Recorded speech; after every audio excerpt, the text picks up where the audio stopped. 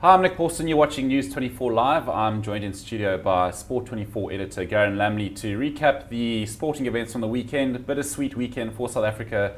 Wins for the Proteas and Bafana Bafana, but a narrow defeat by the Boks. Garen, welcome. Morning, Nick. How you doing? Good, thanks to yourself. Should we start there with the Springboks? Yeah, disappointing. As you said, all three national teams were in action this weekend. A lot of people expected Bafana to be the one to lose, but they really played well on Friday night. 3-0 victors over Sudan.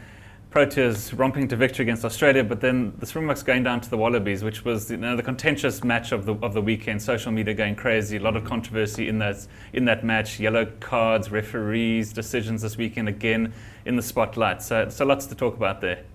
Okay, well, yeah, I mean, let's get into the Springbok game and just dissect that a bit.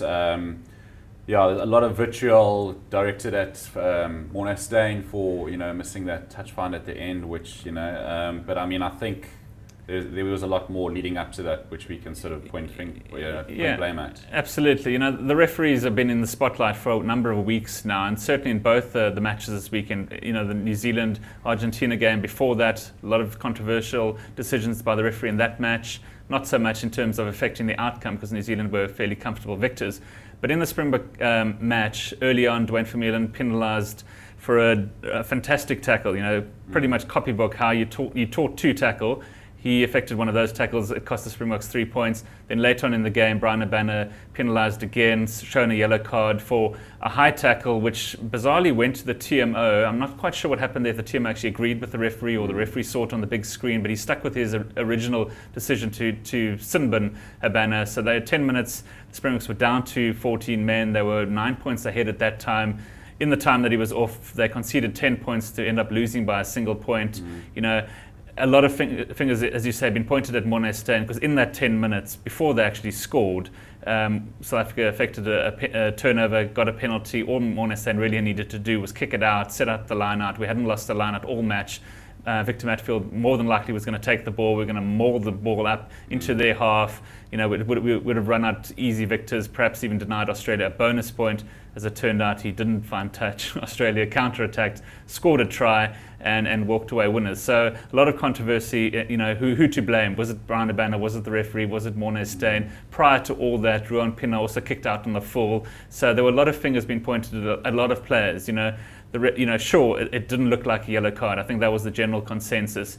But having said that, teams have defended well with 14 players before. South Africa did take off a forward and put Patrick Lambie on. So we did have a full complement of backline players to defend. The try wasn't scored on Brian Habana's wing.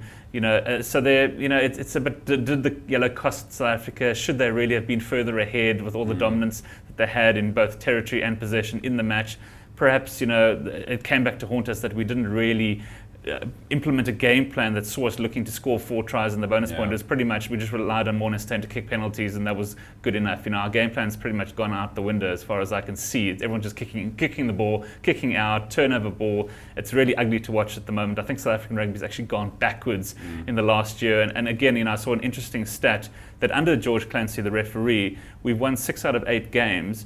And so he's not really the problem. And the last time he refed us was actually in this match last year, where South Africa won by 26 points. So if you think in the last 12 months, we've sort of now blaming the referee, when last year in Brisbane we won by 26 points. So we've sort of gone backwards. And it has to be remembered that this Wallaby team is no vintage Wallaby side. They're not that fantastic. They made so many changes to this team. The new halfback pairing, Pat McCabe having to retire with a broken neck, Ashley Cooper from centre to wing. They had a last minute change on the bench when Saifinga was forced to pull out. So they were totally disrupted, and yet they still found a way to win. So it doesn't bode well for South Africa heading into their match against the All Blacks next weekend.